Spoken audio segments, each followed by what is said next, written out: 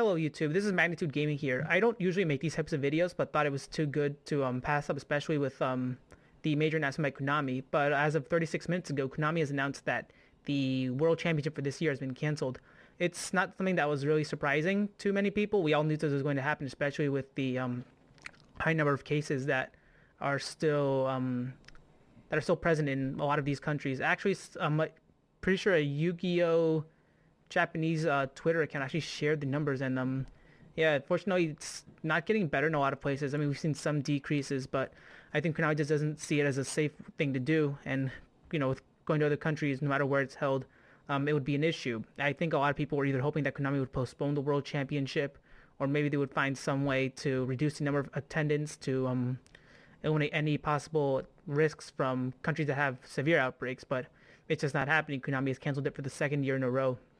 One thing that they did announce, though, is that the remote duel YCS will be taking place in the Americas with their quote-unquote, this will be their biggest remote event yet, where we can win unique prizes and experience a premier YCS event from our home. I'm not really sure what to think of this. If you ask me, and if you ask a lot of people, the extravaganza has been a bit underwhelming. It sure has been a fun event, but just the way it's run with times to answer judge calls and just trying to deal with the amount of people are on there and any technical difficulties.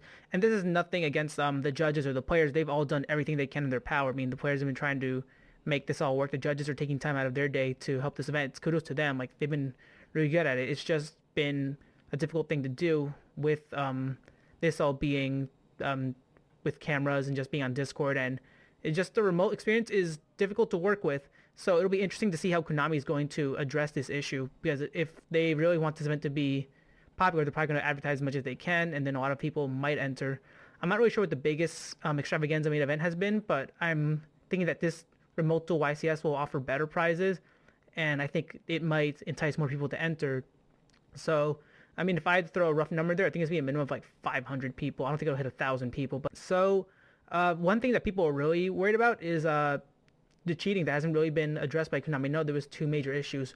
One on Mega Capital G's channel, which he talked about a player that cheated, saying that he had Ash Blossom and Denko and Droll. Like, he had additional cards in his side deck. He left the one card in his side deck unfilled, and then he would just fill it in with whatever he needed it to be. So it was quite controversial. I mean, it got a lot of views, and a lot of people were talking about it for days. And just a few weeks ago, there was an illegal play, I believe, with a needle fiber, Kriston Howie Fiber X, where the player made it without using any tuners. Yep, see right there. And this is on Team Yadalock's channel.